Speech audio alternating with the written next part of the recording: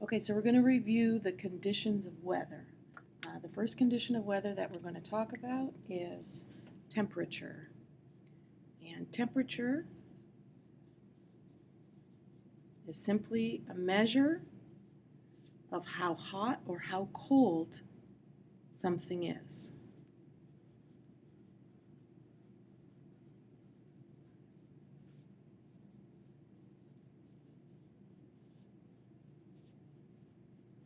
And when we're talking about weather, we're talking about how hot or how cold the air around us is. So that's air temperature. And that's what determines weather. That's one of the things that determine weather. And air temperature will determine weather because it'll tell you whether or not the precipitation will fall as rain when it's warm or whether it'll fall as snow when it's cold. So we have our thermometer, and we have a scale on our thermometer that we read to tell us how warm or how cold it is.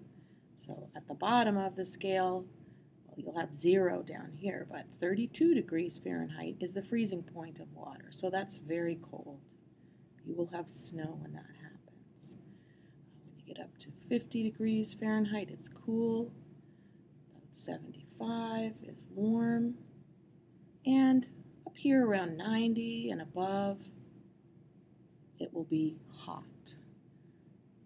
So those are the ways that we measure how hot or how cold something is by taking the temperature.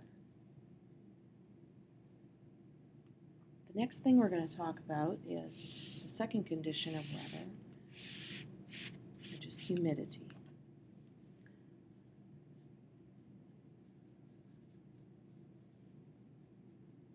Okay, and the root word in there is humid, so you have to remember, if you're talking humid, we're talking about humidity. And humidity is the amount of water vapor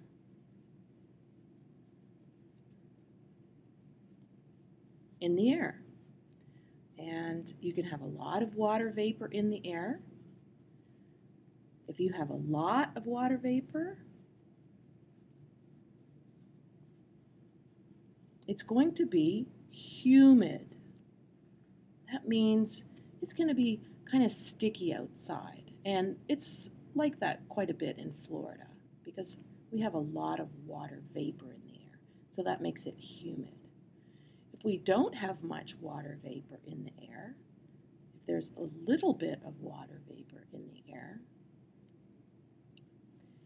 then it's not very humid. So there is a low humidity. Okay, so up here it's high humidity. And with a little bit of vapor in the air, it's low humidity.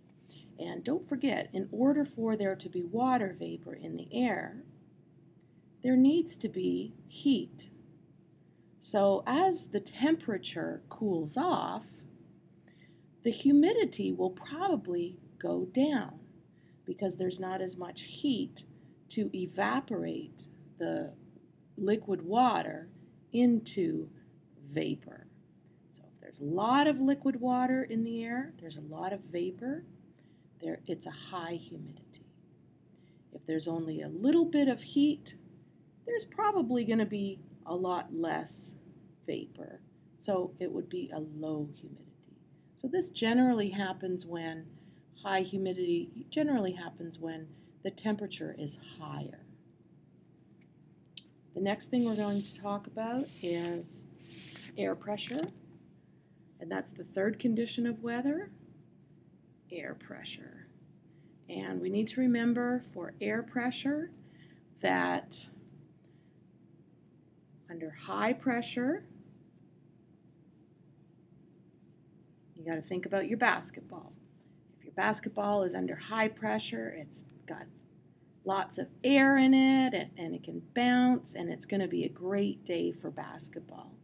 And a great day for basketball is clear skies, no clouds, and cooler weather. So it's going to be clear and cool when it's a high pressure system. And remember, you want to play basketball when it's clear and cool outside. Low pressure system, think about your basketball. If it was under low pressure, there would be very little air in it, and it would be sort of, not very bouncy. Actually, it probably wouldn't bounce. It would probably just thud down on the ground. And this ball would be able to bounce up high. So this one under low pressure, it would be a terrible day for basketball. And a terrible day for basketball would be cloudy and hot and humid. And if it's cloudy and hot and humid, it is probably going to rain. And basketball on a rainy day is not a very good day for basketball. So high pressure is clear skies and cool. It's probably going to be nice and sunny. Low pressure day, it's going to be very cloudy and hot and humid. A terrible day for basketball. Okay, and our last condition of weather is wind. And we have to remember when these two air masses meet. Okay? And we've got one that's really heavy, lots of molecules in it, and that's the cool weather. That's the cool air mass. And then we have the warm air mass.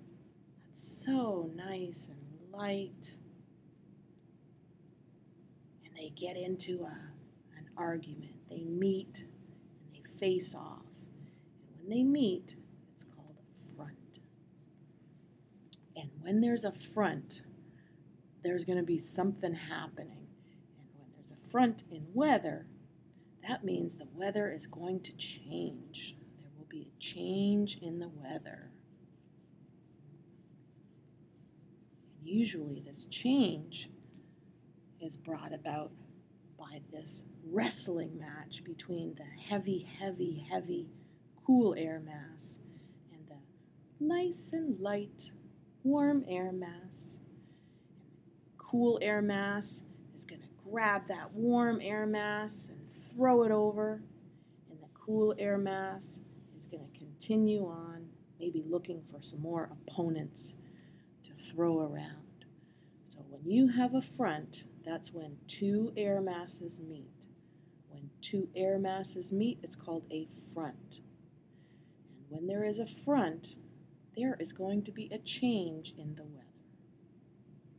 And when these two air masses meet, warm air always rises or goes up. So that's what causes the wind, that these air masses move